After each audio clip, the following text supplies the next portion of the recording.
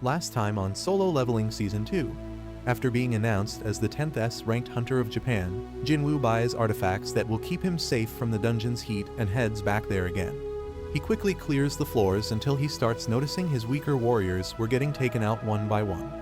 Upon investigation, he finds demon knights behind this and takes them out, leaving only one behind, shaking in its boots. What trouble does the ant magical beast spell? And is Jinwoo going to face any real challenge as he reaches higher floors? Find out in episode 8. The episode begins with Jinwoo lifting the last demon by its neck when it suddenly starts begging for its life. Jinwoo notices the voice was suspiciously high-pitched for a normal demon. The demon knight takes its helmet off to reveal a demon girl underneath. She shrugs off Jinwoo killing all her knights as honorable deaths since they died protecting their lord. Choosing to ignore she just said that, Jinwoo decides to pardon the demon girl anyway and turns his back to her. Spotting an opportunity, she tries to attack him from behind his back, but immediately gets blocked by Fang. After failing humiliatingly, she starts begging Jinwoo again to forgive her. Jinwoo makes Fang levitate her while he asks her if she could get him the floor entry permit. She assures him she certainly could and also could get him permits for other floors too in return for her safety as her family had them. Jinwoo stares down her soul and asks her if he could trust her, and she tells him he can. Meanwhile, on an island somewhere, a magical insect beast wreaks havoc all over town, killing everyone in sight. Jinwoo tries utilizing this opportunity to try and find out more about the system from her. He asks her if she hears a voice in her head constantly. She replies she did, but this voice told her to protect their space instead of killing all humans like with Baruka.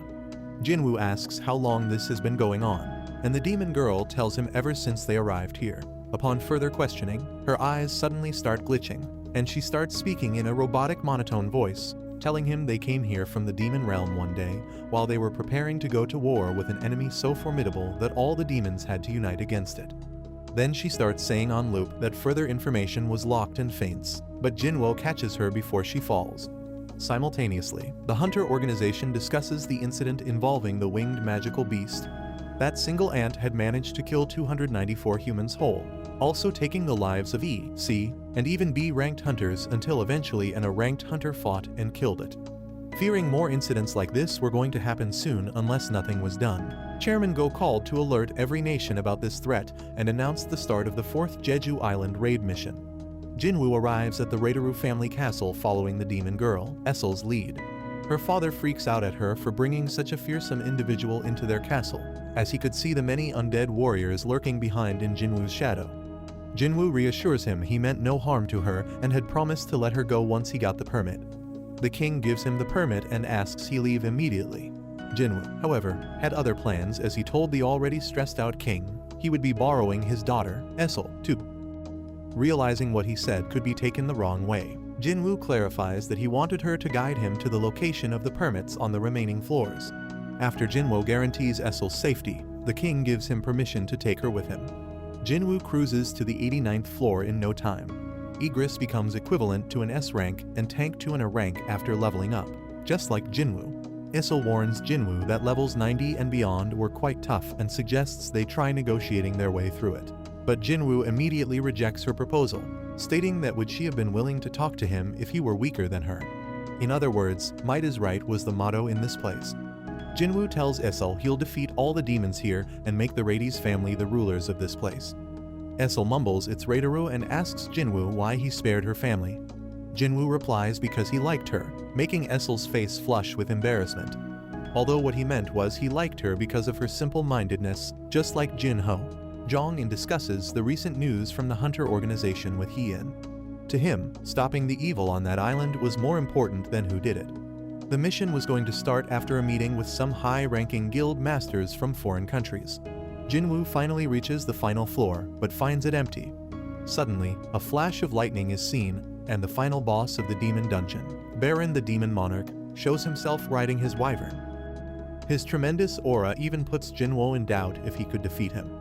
Baron then brings forth his massive army of demons from all around, and they start circling Jinwoo and Essel. Jinwoo responds with his own sizable army, and the war begins. Seeing the ruler of the dungeon on one side and Jinwoo, who was previously her enemy, on the other, Essel contemplates which side she should be on. Baron shoots a beam into the sky, and lightning starts striking down Jinwoo's warriors all around and even reaches Isel. However, Jinwoo saves her before it hits her. Though his soldiers were immortal, taking multiple hits like this from Baron would burn his mana out, so Jinwoo decides to take care of things fast.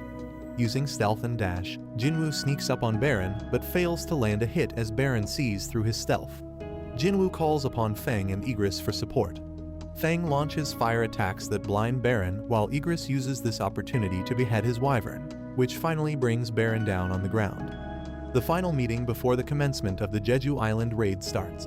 Hankawa and Guildmaster go to Ruji from the Draw Sword Guild, a guild with 11S ranked hunters and currently Asia's second largest guild. List the two main points to consider when it comes to these magical ant beasts. One was their lifespan, as they grew rapidly after hatching but died after a year. They could be wiped out by taking out the queen, while the remaining ants will die out in a year. The second was that these ants were observed to be especially drawn to powerful hunters. Keeping these 2 points in consideration, Ruji proposes his guild would mobilize 10S ranked hunters, including himself, to draw the attention of the ants while the rest kill the queen. Chairman Go finds Ruji's plan reasonable and agrees.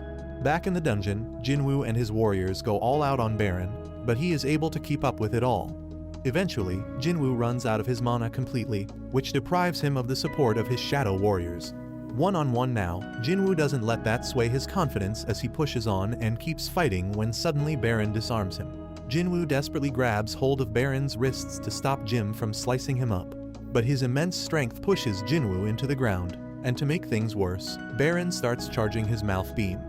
Hope seems lost when a little diversion from S02 gives Jinwoo the chance he had been looking for, and he musters up all his boosted strength coupled with his ruler's hand and rips Baron's arms off. Baron retaliates by using his mouth beam again, but a final all-out uppercut from Jinwoo sends his head flying, followed by his own attack exploding in it, which brings an end to Baron. Jinwoo then falls to the ground and tells S02 to tell her father that the Rades family will now be at the top. S02 is touched by Jinwoo's kindness, even though he used the wrong name for her family again.